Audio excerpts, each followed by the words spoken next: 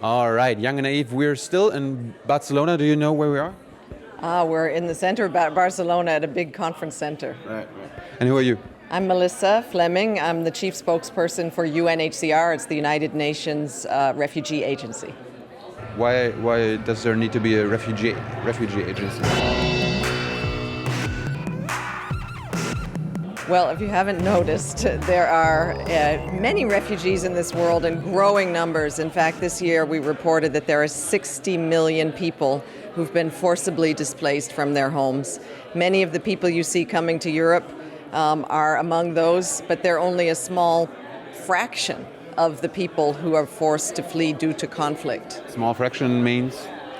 Well, most people coming to Europe are from Syria, Iraq, and Afghanistan. But there are still 4 million Syrian refugees in the neighboring countries and 8 million Syrians displaced inside Syria. So, the numbers coming to Europe, they may seem big, but they're actually small in comparison to the numbers absorbed by the neighboring countries in the region. So why do you always hear around Europe, not only from the German government, that we're not ready for all these people and there are maybe too many coming? Europe wasn't ready. Europe was not ready as a collective Europe. Some countries, individual countries, were ready and were welcoming. That's Germany, that's Sweden, there's Austria. The other countries have said we don't either want to have anything to do with it or we don't have the right systems in place to absorb, to help, to welcome so many refugees. So the problem is that the entire burden is falling on countries like Germany, and that's not fair. We need a united Europe. We need all of Europe to help take in the people who are fleeing war and persecution, allow them to seek asylum in their countries around Europe. Then if this crisis was managed, it wouldn't look so chaotic and wouldn't feel so overwhelming. I mean, you said Europe wasn't prepared. No. Why didn't they prepare? Well, It's strange. I don't think that they saw it coming in these numbers, but there were a combination of factors. And my organization, UNHCR, has been screaming in the dark. I was going to ask, for years. We've been saying, you need to support the neighboring countries hosting so many Syrians. Their towns, their cities, they're overwhelmed. In Lebanon, 25% of the population is refugee. And yet they don't have enough schools, they don't have enough water systems, they haven't been supported. And in addition, my organization, which coordinates the entire response, is always acutely underfunded, which means that we don't have enough money to give refugees a dignified life. So many children are not in school. And that is one of the primary reasons when I talk to Syrian refugee parents coming to Europe, they say, you know what? When I saw that there's a chance to go to a country where I could not only be safe, but that my children could go to school, and maybe I could even, restart my own life, it was so compelling. Things have gotten so bad, and I have seen no hope going back to Syria. I'm going to take this risk across the Mediterranean. Do you think there will be many more Syrians coming? I think, or not only Syrians, but if we do not people from the refugee camps. Yes, well, we're seeing a lot of the people coming to Europe are people fleeing directly from Syria. The conflict in Syria has gotten worse. I mean, people are really at the end. They're really feeling like, I don't see any hope that there's going to be peace, that I can return to my community, that I can return to my home. They're feeling this inside Syria, and in the neighboring countries, they're feeling completely abandoned by the international community. This European crisis was a wake-up call, and I'm hoping that then now efforts will be redoubled to stop the war in Syria, to help the refugees, meanwhile, so that they don't feel compelled to have to move on elsewhere, to put their lives in the hands of criminal smugglers, and to start a life very distant from their home. Most of the refugees I talk to actually prefer to be in the neighboring countries. They do. They want to go home. They want to be in a place where they can speak their own language. All they want to do is, in the meantime, if they have to be a refugee, put their kids in school and work, and those opportunities are not there right now. But I mean, they won't be able to go home until the Syrian war is over, right? Exactly. So if So we need to end the war. if the powers, and particularly many of the countries who are worried about the fact that they're taking in so many refugees, these countries also need to say now, okay, look, we see it now. It's at our doorstep. It's really time to put an end to this war.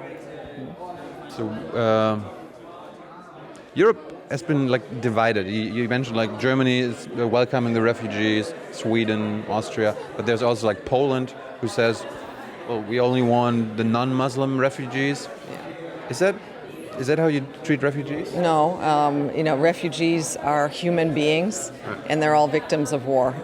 So we actually, under international law, the 1951 Refugee Convention, people have a right to seek asylum in any country that has signed that convention, and all the European countries have signed the convention. So that international law does not discriminate. Refugee protection does not discriminate. These are people fleeing war. We're upset to see the divisions in Europe that have emerged as a result of this refugee crisis. It's exposed divisions and it's exposed fractures in the Union. And we believe European Union is strong if it sticks by its united values. And we're hoping that this can be seen as an opportunity to say, okay, we stand for a Europe that is open, that is welcoming to refugees, and not a Europe that's a fortress. Obviously, it has to be managed better, but there's a real danger that Europe will just be shut off and walled in. But I mean, that's what the EU is kind of doing right now. Like they're trying to build a fortress. Well, it already was to a certain extent. There is no land border in Europe that's open anymore to people. There's no other choice but to cross the Mediterranean or the Aegean Sea if you are trying to reach Europe and you don't have a visa. So yes, this has already been happening over many years. We're concerned about that. There's no way to seek asylum unless you arrive physically. Exactly. So what we're calling for is more legal avenues so refugees don't have to take these kind of risks. For example, we have a resettlement program. Germany participates in it. Many other countries do. It's a wonderful program whereby UNHCR identifies refugees in need. We screen them and we match them with participating countries. And those countries then do their own screening, and then they get on airplanes and they arrive in the country. And they're brought into programs that integrate them and allow them to restart their lives. This program exists. It's just far too small to help with the enormity of the needs that we have. I was always wondering, like, people or the refugees, they're paying smugglers thousands and thousands of dollars or euros, and instead they could like just buy a plane ticket. Which would be probably even cheaper than paying this. It's much cheaper, the plane tickets. But also I've heard many refugees say, you know what, I would have paid my rent for the first year or two as well. But this is my life savings. I've just given it to a criminal. So there's a lot very wrong with this picture. Also, there are other ways that Europe can help to regularize, to manage, for example, student visas. I've met so many Syrian, Iraqi, Afghan refugees who are, they're about to go to university, or they were in university, and the conflict forced them to flee. I met one Syrian in Austria, and his first question to me was, where can I learn German? He'd been there for one day. His second question was, is it true I can maybe study here? This is all he wanted to know. He was a student of engineering, and ISIS took over his town, and he was forced to flee. So the opportunity for these students to be able to, he had to take the risky journey. Maybe couldn't they get a visa and then be able to study in European, American universities? There are some programs, but they're just far too few. You mentioned the Geneva Convention, the Geneva Refugee Convention. Yeah. Why hasn't Saudi Arabia and all the Arab countries signed that? Well, you need to ask them. But one thing I do have to say is that there are a number of countries in the Middle East who have not signed the Refugee Convention but have been the most welcoming countries to refugees. So in the end, what we care about is the implementation. So like Lebanon, Jordan, They haven't signed it. Turkey has, but with certain conditions or whatever. But they are the most welcoming countries for refugees. So the convention is extremely important. We ask those who signed it to actually reread what's in it. What do you think? Like, there are Western powers who waged war in Syria, like who are part of the war. Do they have a special responsibility when it comes to refugees from Syria, like Great Britain, America? Well, I think the powers that have influence, and those are global powers, who do have, there's members of the Security Council. They do have a responsibility to stop the conflicts, to prevent the conflicts that drive so many people from their homes.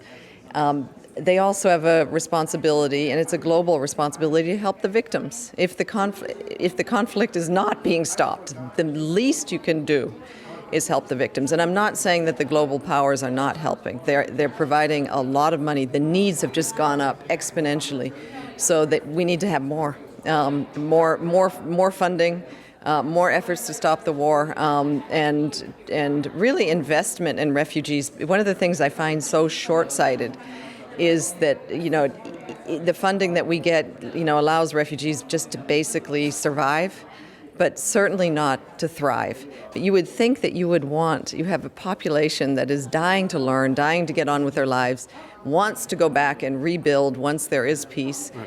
If you would invest in this population, you have a chance, at least for a future, of a population that is educated, that is interested in reconciliation and not revenge. You're from America, right? Yeah. Is America taking in enough refugees? Well, of course, it's impossible to seek asylum as a Syrian, in America, right? Because you have to get there somehow. But they have increased their resettlement program. And they are the country that resettles the most refugees, and the U.S. is our biggest donor. Canada has a new government, and they campaigned and won the election on the promise that they would take in 25,000 Syrian refugees by the end of the year. That's in 6 weeks. Right. So they're going to basically go to the neighboring countries with the help of UNHCR and bring 25,000 Syrian refugees to Canada in the next 6 weeks. That's wonderful. And we hope that these kinds of incredible gestures that will transform lives in ways that are just unbelievable will resonate around the world. But aren't these small numbers when you hear that, like, within a week 25,000 refugees come to Germany? Well, it's not an easy feat to identify, screen, and take in so many. Yes, obviously. What Germany is doing is absolutely remarkable. What Sweden is doing is absolutely remarkable. Also Austria, people don't recognize Austria, but proportion to population, they're taking in as many refugees as Germany. So, it's incredible. The moral leadership, the risk that the leadership took to say, what, we're going to be welcoming to refugees. It's politically risky and it takes a lot, but it is obviously now become a situation where it is overwhelming, where probably the calculation was that other countries in Europe would step in and help, where we could figure out a system where things could be managed in Greece and in Italy, and people didn't have to take these long treks, and that there would be a relocation system in place. But all of these things have not come into being quickly enough, and so unfortunately, Germany is now taking on the biggest role in refugee protection in Europe, and that's not sustainable in the long run. You mentioned some European solutions. I always hear about hotspots. Yeah, what a terrible word. We don't like this word, but what it means is... What does it mean? Hotspots are in the conflict zones, actually. But, right. But for example, in Greece, where we have up to 7,000 refugees and some migrants arriving every single day on the islands. The proposal is, and UNHCR has supported this, that there would be big reception centers. And at these centers, people could receive aid, they could receive medical help, but they would also be registered, and that would be a requirement for entering Europe. And they would be screened, and if they were determined to have an asylum claim, particularly if they're from Syria, Iraq, Eritrea, Afghanistan, then they would qualify for the relocation program in Europe. And then they would be told, okay, tomorrow you're going to Luxembourg, or you're going to Holland, or you're going, even to France, and Spain is one participating country, and there you're going to have your asylum. So this is the system that looks good on paper, but it's only slowly coming to life. You mentioned Afghanistan. One of the recent developments in Germany is that Germany wants to send Afghan refugees or people who didn't get the asylum status back to Afghanistan, where there's still a war. I mean, it's even German experts and German military says it's worse since 10 years or something. Yeah, things have definitely. There is terrible violence in Afghanistan that are driving people from their homes. There are in Europe, the asylum rate for Afghans is about 70%. That means that 30% of the people are not getting asylum, and they are being sent back. How come? Because they determine that the region or the area they come from is still peaceful. And there is a right under international law to do that. UNHCR monitors it, and we also provide assessments and we're coming out with a new one very soon on Afghanistan, on recommendations. For example, we have a recommendation on Somalia, on Syria, on other countries that says Eritrea. We recommend against any returns to those countries. There are some parts of Afghanistan that are not at war, but they're becoming few and far between. I mean, how do you know if, not tomorrow or not in a year, these regions that are safe now will be safe then? That is definitely an issue. It's a real problem. I mean, on the other hand, one has to recognize that in order for the asylum system to function, and maybe this is not Afghans I'm talking about, but also others who are coming. Many are coming from countries that are not at war, and they're coming more for economic reasons. Some of these reasons are extremely compelling, and they're even existential, but they do not have a right to seek asylum. So in those cases, the country has the right to return them to their countries. We hope that will be done humanely. And we hope that, I just heard a story about a man who was sent back to Ghana, and he was given a bit of money to start, and he started a business, and now he's providing information about the dangers of the journey, and that it's very difficult in Europe, and you might get sent back. He's now working, but I think there's a lot that has to be done also for people fleeing or leaving areas that are, drought prone, or where there's rampant poverty. They're coming because they want to feed their families. This is as old as we can remember. I'm a migrant too. Really? Why? Of course, because I'm an American living, and don't feel sorry for me though. Living in Europe, I have a good job. But all of us, I think, if you asked anyone in your family, do you have refugees? Though there has to be a distinction.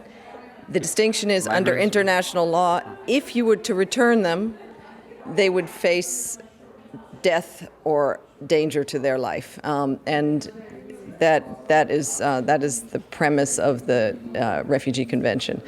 That people who face the threat of death or persecution cannot be returned to their countries. Final question. I'm curious. I mean, ever since this whole let's call it crisis, refugee crisis this year broke out, is there anything you learned that you didn't know before? I mean, you guys are an expert. You guys kind of anticipated this whole thing, but are there things that you guys even didn't anticipate? When the refugee crisis comes to the rich world, the world wakes up and takes notice. Yeah. Before, not? No, not really. I mean, we've been, of course, we've had some support and we've had some recognition, but now it is Everybody wants to talk about refugees. Everybody, and it's a fantastic opportunity because finally we can talk about what is driving so many people from their homes. Talk about why it's so important to invest in refugees where they are so that they can have a dignified life. And talk about why the burden needs to be shared through legal avenues, not treacherous Mediterranean journeys, so that also the countries hosting so many refugees also don't feel abandoned. The world needs to share in the helping of refugees, when it can't and is incapable of stopping the conflicts. Thank you very much. You're welcome. Bye.